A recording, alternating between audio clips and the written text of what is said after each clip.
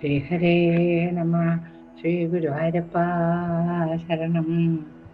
ശ്രീ ജഗദംബികായേ നമ. സ്വാരോജിഷമനുവിന്റെ കഥയാണ് ദശമസ്കന്ധത്തിലെ 8ാമത്തെ അധ്യായത്തിൽ വർണ്ണിക്കുന്നത്. അപ്പൊ ശൗനകൻ ചോദിക്കുകയാണ്, ശ്രേഷ്ഠമായ 1ാമത്തെ മന്വന്തരത്തെ പറ്റി പറഞ്ഞു തന്നല്ലോ, മറ്റു മനുക്കളുടെ ജന്മം കൂടി പറഞ്ഞു തന്നാലും എന്ന് പറയുകയാണ്. ഇപ്പൊ സൂതമഹാശയൻ പറയണു, ആദ്യത്തെ മനുവിന്റെ കഥകൾ കേട്ട ശേഷം മറ്റു മനുക്കളുടെ കഥ കൂടി പറഞ്ഞു തരുവാൻ നാരദൻ നാരായണ ഋഷിയോട് പറഞ്ഞു. നാരദ, സ്വയംഭവ മനുവിന് ദേവി ആരാധന കൊണ്ട് ശത്രുരഹിതമായ രാജ്യം ലഭിച്ചു എന്ന് പറഞ്ഞല്ലോ ഞാൻ. അദ്ദേഹത്തിന്റെ പുത്രന്മാരായ പ്രിയവ്രതനും മുക്താനപാതനും പ്രസിദ്ധിയാർജിച്ച രാജാക്കന്മാരായിരുന്നു. പ്രിയവ്രതന്റെ പുത്രനായ സ്വാരോജിഷൻ 2ാമത്തെ മനുവായി. സ്വാരോജിഷ മനു. സർവ്വജീവജാലങ്ങളിലും മനുകമ്പയുള്ള അദ്ദേഹം തന്റെ വാസസ്ഥാനം കാളിന്തി തീരത്താക്കി. ഉണക്ക ഇലകളും മറ്റും പൂജിച്ച് 12 വർഷം അദ്ദേഹം തപസ് ചെയ്തു. മണ്ണുകൊണ്ട് ദേവീ വിഗ്രഹം ഉണ്ടാക്കി അതിലായിരുന്നു പൂജയും ആരാധനയും.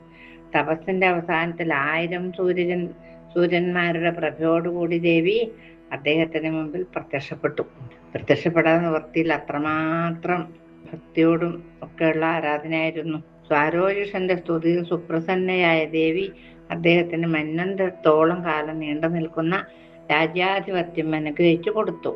ജഗജ്ജനനിയായ ദേവി താരിണി എന്ന പേരിൽ പ്രസിദ്ധി നേടി. സ്വാരോജിഷമനു താരിണി ദേവി ആരാധിച്ച നിമിത്തം ശത്രുരഹിതമായ രാജ്യാധിപത്യം നേടിയെടുത്തു. അദ്ദേഹം അങ്ങനെ മക്കളോടുകൂടി രാജ്യത്ത് ധർമ്മം നിലനിർത്തി ഒരുപാട് കാലം ഭരിച്ച് അവസാനത്ത് മുക്തിയും നേടിയെന്ന് പറയണം. 3ാമത്തെ മനുവായത് പ്രിയവ്രതന്റെ പുത്രനായ ഉത്തമനാണ്. അദ്ദേഹം വാഗ്ഭവ മന്ത്രം ജപിച്ചുകൊണ്ട് കഠിനമായി തപസ് ചെയ്തു.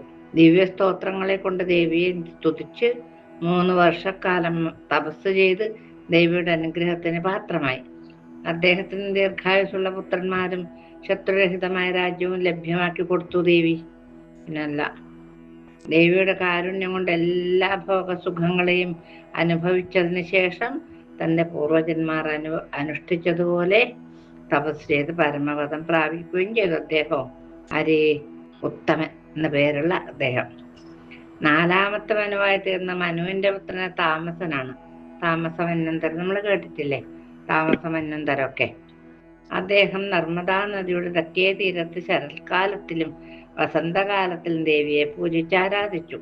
അദ്ദേഹം കാമബീജ മന്ത്രം കൊണ്ട് പൂജിച്ചും ദിവ്യ സ്തോത്രങ്ങളെ കൊണ്ട് സ്തുതിച്ചും ദേവിയെ പ്രത്യക്ഷപ്പെടുത്തി വരം വാങ്ങി. അദ്ദേഹം 10 പുത്രന്മാർക്ക് ജന്മം നൽകി. ശത്രുക്കളില്ലാത്ത രാജ്യം നേടുകയും ചെയ്തു. അദ്ദേഹത്തിന്റെ രാജ്യത്ത് അദ്ദേഹത്തിന് ശത്രുക്കളില്ലായിരുന്നു. ദേവിയുടെ അനുഗ്രഹം കൊണ്ട് അദ്ദേഹം മന്വന്തരാവസാനത്തിൽ ദിവ്യപദം പ്രാപിച്ചു. പിന്നീട് താമസന്റെ അനുജനായ രൈവതൻ 5ാമത്തെ മനുവായി. രൈവതമനു മന്വന്തരം. അദ്ദേഹം കാളിന്തി തീരത്ത് പോയി പരമവാഗ്നിത്വം മേകുന്ന കാമബീജമന്ത്രം കൊണ്ട് ദേവി ആരാധിച്ച് പരമശ്രേഷ്ഠമായ രാജ്യശ്രീയും അതുല്യമായ ബലവും സർവസിദ്ധികളും നേടിയെടുത്തു. ഓരോരാൾക്ക് അവരവർക്ക് ആകും പോലെ ദേവിനെ ഭജിക്കണു, ദേവി അനുഗ്രഹിക്കും. അദ്ദേഹവും പുത്രപൗത്രന്മാരോടുകൂടി അനവധി കാലം ധർമ്മമാർഗത്തിലൂടെ രാജ്യം ഭരിച്ച എല്ലാ സുഖങ്ങളും അനുഭവിച്ചതിന് ശേഷം മഹേന്ദ്രപുരിയിൽ എത്തിച്ചേർന്നു. അങ്ങനെ മനുവർണ്ണനം എന്ന 9ാം അധ്യായം ദേവീപാദങ്ങളിൽ സമർപ്പിച്ചു നമ്മള്. ഇനിയിപ്പോ 8ാം അധ്യായം. ഇനിയിപ്പോ 9ാം അധ്യായത്തിൽ ചാക്ഷുഷ മനുവിന്റെ കഥയാണ് വർണ്ണിക്കുന്നത്. അതെങ്ങനെയെന്ന് വെച്ചാല്, അംഗരാജാവിന്റെ 6ാമത്തെ പുത്രനായ ചാക്ഷുഷനാണ് 6ാമത്തെ മനുവായി കീർത്തി നേടിയത്. അദ്ദേഹത്തിന് ഐശ്വര്യവും രാജ്യവും എങ്ങനെയാണ് കരസ്ഥമായത് എന്ന കാര്യം ഞാൻ പറയാം. ചാക്ഷുഷ മന്വന്തരം അങ്ങനെയല്ലേ പറയുന്നത്. ചാക്ഷുഷൻ ബ്രഹ്മർഷിയായ പുലഹമുനിയെ ശരണം പ്രാപിച്ച് തൊഴുത് വണങ്ങിക്കൊണ്ട് പറഞ്ഞു, അല്ലയോ മുനിപുങ്കവ, എനിക്ക് ഐശ്വര്യവും ഭൂമിയുടെ നിത്യമായ ആധിപത്യവും ലഭിക്കാൻ ഞാൻ എന്താണ് ചെയ്യേണ്ടത്? അതുല്യമായ ബലവും അസ്ത്രവിദ്യയും ദീർഘായുസും പുത്രപൗത്ര സൗഭാഗ്യവും ഉണ്ടാവാൻ അങ്ങയുടെ അനുഗ്രഹം വേണം. ഫലത്തിന് വേണ്ടിയിട്ടുള്ള പ്രാർത്ഥന. ചാക്ഷുഷമനുവിന്റെ വാക്കുകൾ കേട്ട് പുലഹമുനി ഒരു ഉപദേശം കൊടുത്തു. അങ്ങ് പോയി ശിവയെ പൂജിക്കുക.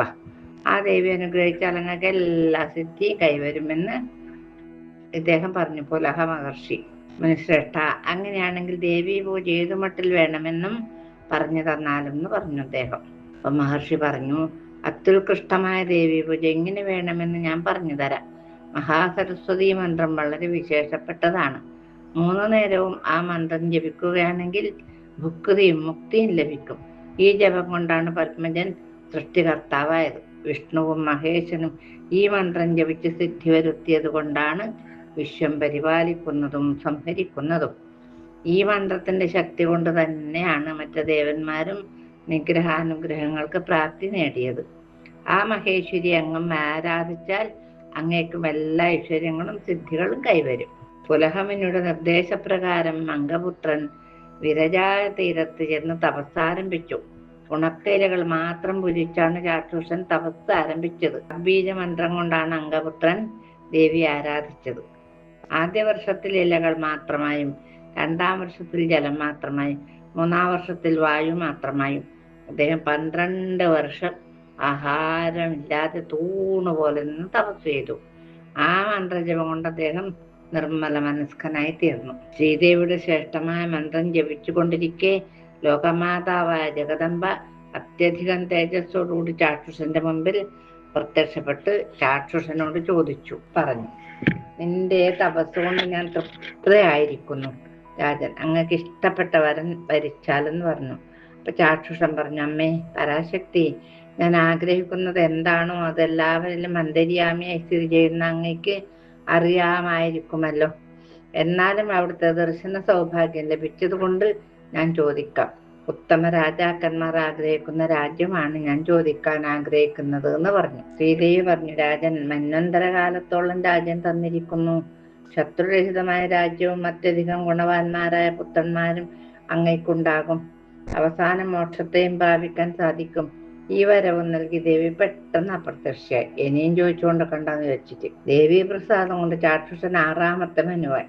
സർവ്വ ഐശ്വര്യങ്ങളും സുഖഭോഗങ്ങളും അനുഭവിച്ചുകൊണ്ട് രാജൻ നീതിപൂർവ്വം പരിപാലിച്ചു. തോന്നിയാസൊന്നുമില്ലായിരുന്നു. ഇപ്രകാരം ദേവിയെ പൂജിച്ച് ശ്രേഷ്ഠനായി തീർന്ന ചാക്ഷുഷൻ അന്ത്യകാലം വന്നപ്പോൾ ശിവപദം പ്രാപിക്കുകയും ചെയ്തു. അങ്ങനെ ചാക്ഷുഷമനു എന്ന 9ാം അധ്യായം ദേവീപാദങ്ങളിൽ സമർപ്പിച്ചു. ഇനി 10ാമത്തെ സ്കന്ധത്തിൽ 10ാമത്തെ അധ്യായം സാവർണി മനുവിന്റെ കഥയാണ് പറയുന്നത്.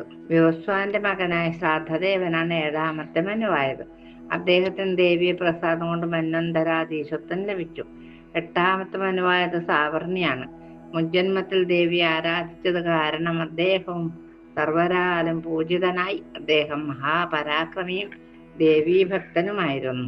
ശ്രീനാരദ മഹർഷി ചോദിച്ചു, ജന്മാന്തരങ്ങളിൽ അദ്ദേഹം എങ്ങനെയാണ് ദേവീ പൂജ ചെയ്തതെന്ന് പറഞ്ഞാലും. നാരദ, സ്വാരോചിഷ മന്വന്തരത്തിൽ ചൈത്രവംശത്തിൽ സുരഥൻ എന്നൊരു രാജാവ് ഉണ്ടായിരുന്നു. അദ്ദേഹം മഹാപരാക്രമശാലിയും സൽഗുണ സമ്പന്നനുമായിരുന്നു. ശസ്ത്രാസ്ത്ര വിദ്യകളിൽ അതിസമർത്ഥനും വില്ലാളിയുമായിരുന്നു. ഒരിക്കൽ സുരഥന്റെ കോലാപുരം എന്ന രാജ്യത്തെ ആക്രമിക്കാൻ ശത്രുക്കൾ പുറപ്പെട്ടു. ശത്രു സൈന്യം സുരഥന്റെ കോട്ടയ്ക്ക് ചുറ്റും തമ്പടിച്ചു. സുരഥൻ തന്റെ പടക്കോപ്പുകളുമായി സൈന്യങ്ങളോടുകൂടി യുദ്ധത്തെ നേരിടാൻ കോട്ടയ്ക്ക് പുറത്തു വന്നു. യുദ്ധത്തിൽ ശത്രുക്കൾ സുരഥനെ തോൽപ്പിച്ചു.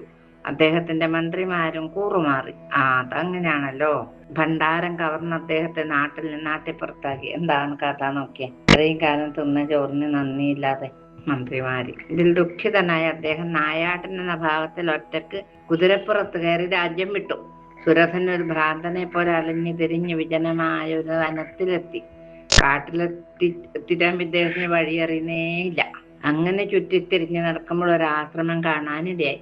അദ്ദേഹത്തിന് സമീപം സ്വല്പം സമാധാനമായി. അദ്ദേഹത്തിന്റെ ഒരു ആശ്രമം കണ്ടുവല്ലോ. ശാന്തരായ മൃഗങ്ങളും മനുഷ്യന്മാരും ഉള്ളതായിരുന്നു ആശ്രമം. ആശ്രമോപാന്തത്തിൽ ധാരാളം മൃഗങ്ങളും പക്ഷിസഞ്ചയങ്ങളും പരസ്പര സ്നേഹത്തിൽ കഴിയുന്നുണ്ടായിരുന്നു. അവിടെയോ ക്രൂര മൃഗങ്ങൾ പോലും വളരെ ശാന്ത സ്വഭാവത്തോടെയാണ് ആശ്രമത്തിൽ വർത്തിച്ചിരുന്നത്. ആ ആശ്രമത്തിലെ സുമേധസ് എന്നു പേരുള്ള താപസോത്തമൻ തന്റെ ശിഷ്യന്മാർക്ക് വേദാധ്യയനം ചെയ്തിരിക്കുന്ന പർണശാലയിലേക്കാണ് സുരഥൻ കയറി ചെന്നത്. അദ്ദേഹം കുറച്ചുനാൾ മഹർഷിയുടെ കൂടെ അവിടെ താമസിച്ചു. ഒരു ദിവസം സുമേധസ് മുനി തന്റെ പൂജയും ധ്യാനവും ഒക്കെ സമാപിച്ചിരിക്കുന്ന അവസരത്തിൽ സുരഥ രാജാവ് മുനിയുടെ അടുത്ത് ചെന്ന് പറഞ്ഞു, അല്ലയോ മുനിശ്രേഷ്ഠ, ശത്രുക്കളാൽ ആക്രമിക്കപ്പെട്ട എന്റെ രാജ്യം മന്യാധീനപ്പെട്ടിരിക്കുകയാണ്.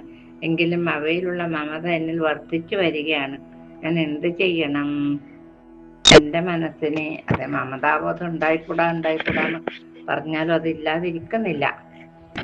എന്റെ മനസ്സിനെ ഞാൻ എങ്ങനെയാണ് ശാന്തമാക്കേണ്ടത്? അല്ലയോ വേദവിത്തമ, അങ്ങയുടെ അനുഗ്രഹത്തിനായി ഞാൻ പ്രാർത്ഥിക്കുന്നു എന്ന് പറഞ്ഞു. അപ്പൊ സുരഥന്റെ വാക്കുകൾ കേട്ട് സുമേധസ് മുനി പറഞ്ഞു, സർവാഭിഷ്ടങ്ങളും പ്രദാനം ചെയ്യുന്ന ദേവീ മഹാത്മ്യം ഞാൻ പറഞ്ഞു തരാം. രാജൻ, ബ്രഹ്മാവിഷ്ണു രുദ്രന്മാർക്കും മാതാവാണ് ആ ദേവി. സർവ്വജീവജാലങ്ങളുടെയും മനസ്സിനെ അപഹരിച്ച് മോഹിപ്പിക്കുന്ന മഹാമായയാണ് ആ പരാശക്തി. അവൾ തന്നെയാണ് ഈ വിശ്വത്തെ സൃഷ്ടിക്കുന്നതും പരിപാലിക്കുന്നതും സംഹരിക്കുന്നതും. അവൾ കാമദാത്രിയും മഹാമായയും കാളരാത്രിയുമാണ്. അവളിൽ നിന്നാണ് ഈ ജഗത്തുണ്ടായത്. അവളിൽ തന്നെ നിലനിൽക്കുകയും ചെയ്യുന്നു, അവളിൽ തന്നെ ലയിക്കുകയും ചെയ്യും. വിശ്വസംഹാരിണിയായ കാളിയും അവൾ തന്നെയാണ്. അവളുടെ കാരുണ്യം കൊണ്ട് മാത്രമേ ഈ മോഹങ്ങളെ ജയിക്കുവാൻ അങ്ങേക്ക് സാധിക്കൂ. അതുകൊണ്ട് കഴിയുന്നതും വേഗം ആ ദേവീ പൂജ ചെയ്തോളൂ മഹാരാജാവേ എന്ന് പറഞ്ഞു. അങ്ങനെ മഹാരാജാവ് ദേവീ പൂജ ചെയ്യാൻ തുടങ്ങി. അങ്ങനെയാണ് ആ അധ്യായം ദേവീപാദങ്ങളിൽ നമ്മൾ സമർപ്പിച്ചത്.